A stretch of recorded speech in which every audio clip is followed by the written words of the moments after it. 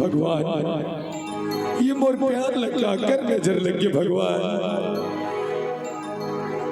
मोर लाली मोर बिना एक पल नहीं रह सकते। आज 8 दिन होगी न मोर तेरी बोला तेरे को ठुराते भगवान। मैं कैसे जीवाऊं गुरु घासीदास बाबा उकर बिना। हे गुरु घासीदास बाबा मोर लाली से एक बार बोला बात करा दे बाबा, नहीं तो मैं मर जाऊं बाबा।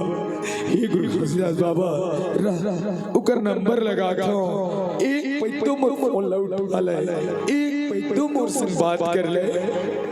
911967099।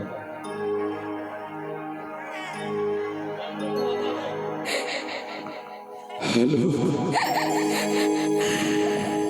हेलो देखा रोवत सुधा तो लगता होगी वो। हेलो देखा रोवत सुधा बताना बताना सुधा बताना।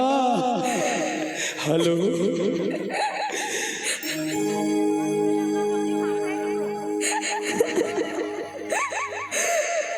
अरे बताना। तो ना पता नहीं और घर वाले मन शादी कर दी। अरे तोर शादी हो जाए तो मैं कैसे जी पाऊं? काबर बोला अरे बहुत और में नहीं रह सका जब पाया नहीं रिश्ता बोला प्यार काबर करे जब छोड़ना रिश्ता, जब शादी करना रिश्ता मोर संग माया काबर करे रे। मैं तेरे बिना नहीं जी सकती, मैं मर जाऊंगा। सुनना सुनना सुधा सुनना यार, सुनना यार सुन तो ले। एक काम करना आज के गांव में गुरु घासीदास बाबा के जयंती कार्यक्रम है और मैं राजपुर बाजार चौक में तोला मोर प्यार की क्रिया है ते आ जावे। अगर ते नहीं आवे ना तो मैं फांसी लेके मर जाऊं रे। तोर बिना मोर दिल नहीं माने नहीं माने नहीं माने वो।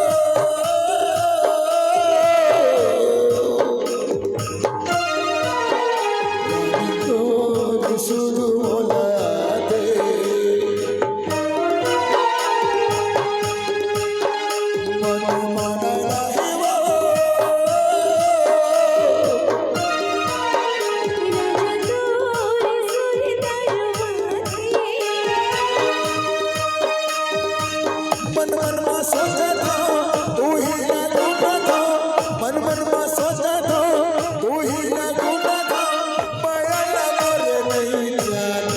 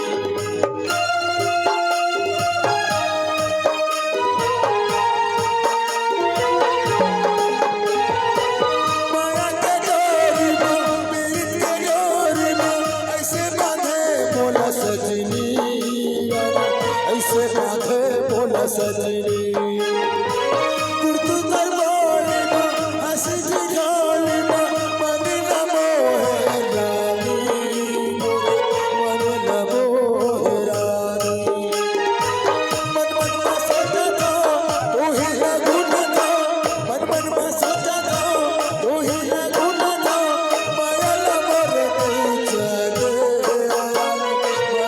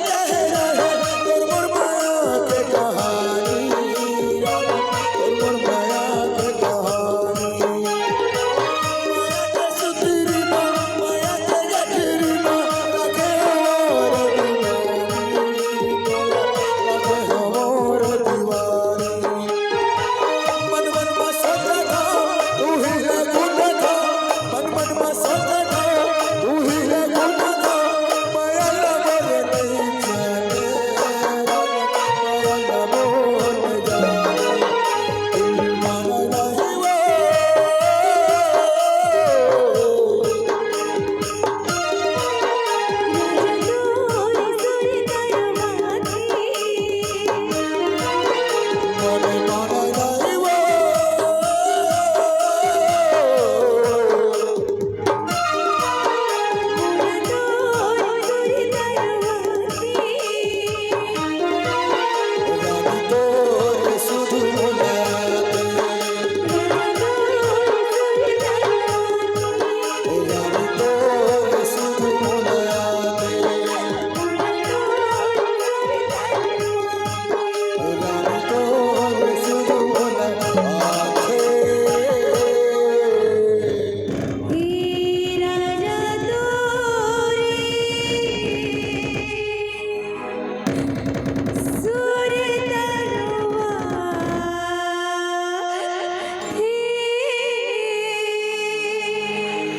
दिल माना नहीं वो हे रानी तोरे सुध मोला